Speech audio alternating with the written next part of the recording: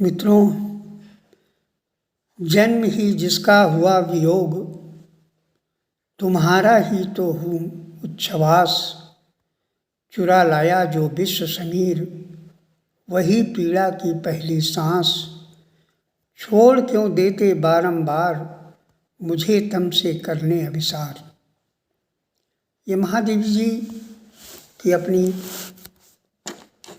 अभिव्यक्ति है और उन्होंने जो कार्य किया वो अपने में खुद ही बहुत महत्वपूर्ण है। इस पर डॉक्टर राम जी पांडे के अनुसार महादेवी का समस्त साहित्य आस्था, उपासना और उत्सर्ग का साहित्य है। निहार, रश्मि, नीरजा, सांध्य गीत, दीपशिखा, प्रथम आयाम और अग्निरेखा काव्य पुस्तकें मंगलमयी, संघर्षमयी यात्रा के ज्योतिर्मय चरण के चिन्ह हैं।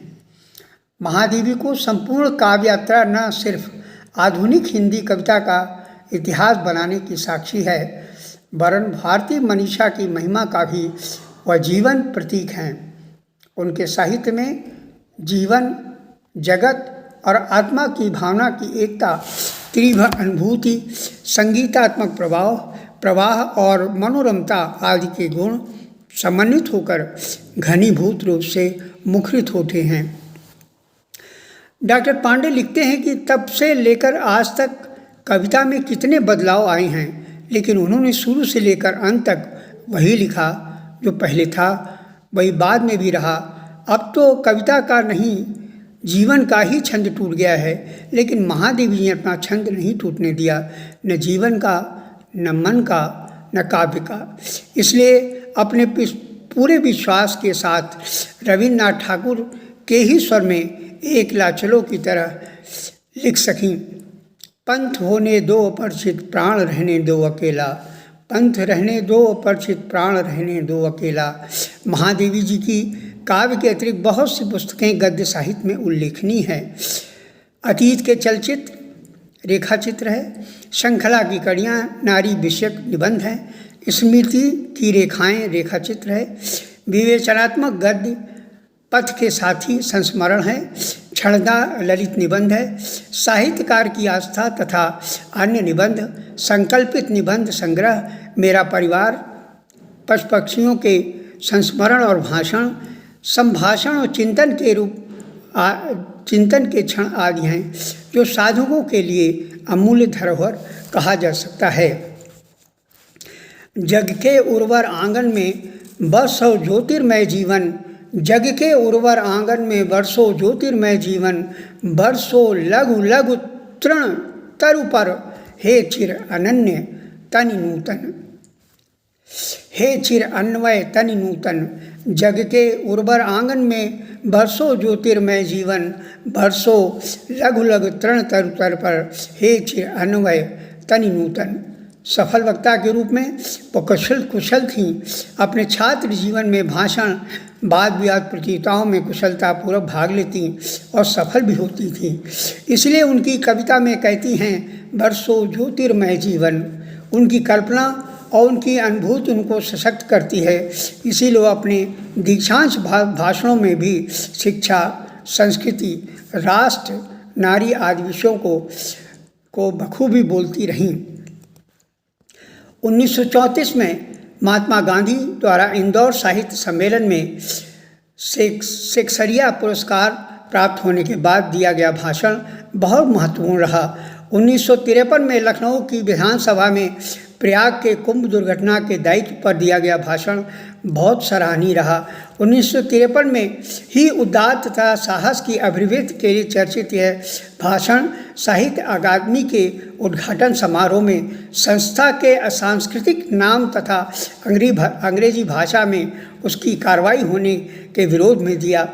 1955 में महाप्राण निराला की 60वीं वर्षगांठ पर इलाहाबाद में ओजस्वी भाषण, 1959 में उत्तर प्रदेश हिंदी साहित्य सम्मेलन में अध्यक्षीय भाषण, 1960 में प्रथम राष्ट्रीय पुस्तक समारोह वाराणसी में अध्यक्षीय भाषण। 1961 में प्रेमचंद स्मृति दिवस पर एनी बेसेंट हॉल इलाहाबाद में दिया गया वक्तव्य बहुत सारगर्भित रहा। 1962 में सांस्कृतिक एकता पर साहित्यकार संसद द्वारा आयोजित भारतीय लेखन सम्मेलन में दिया गया वक्तव्य। 1963 में प्रसाद जयंती समारोह कलकत्ता में दिया गया भाषण। 1964 में महाकवि पंडित सुमित्रा नंदन पंत के महाकाव्य लोकायतन पर भाषण। 1965 में साहित्य सम्मेलन द्वारा आयोजित संत साहित्यकार सम्मेलन में साहित्य और अध्यात्म के समन्वय पर विचार।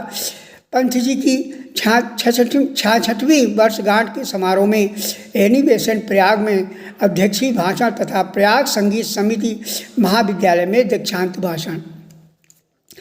1959 में विक्रम विश्वविद्यालय उज्जैन से ऐतिहासिक भाषण दिया। 1974 में नागपुर में प्रथम विश्व हिंदी सम्मेलन में वक्तव्य दिया।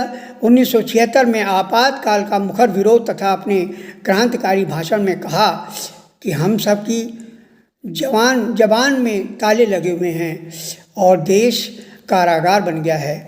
1984 में जयपुर में आर्थर गिल्ड के कार्यक्रम में दिया गया भाषण। 1985 में दिल्ली में आयोजित तृतीय विश्व हिंदी सम्मेलन में कहा गाड़ी के पीछे घोड़े को बांधकर ये कहा जाए कि गाड़ी चलती ही नहीं, वैसे ही हिंदी की स्थिति सरकार ने कर दी है। महादेवी जी का कथन सत्य को स्पष्ट करता है। उनके अनुसार मैं जो भी लिखती आ रही हूँ उसके अतिरिक्त कुछ और लिखना मेरे लिए संभव नहीं था। मनुष्य ही कविता नहीं रचता, कविता भी मनुष्य के व्यक्तित्व का निर्माण करती है। अंत में काल प्रवाह के जिस तट पर कविता कवि को पहुंचा देती है वहाँ वह संपूर्ण व्यक्तित्व पा लेती है। सभी का देवता है एक, जिसके भक्त हैं अनगिन, मगर इस अग्नि प्रतिभा में सभी अंगार जाते बन। इसी में हर उपासक को मिला अद्वैत अलबेला, इसी में हर उपासक को मिला अद्वैत अलबेला।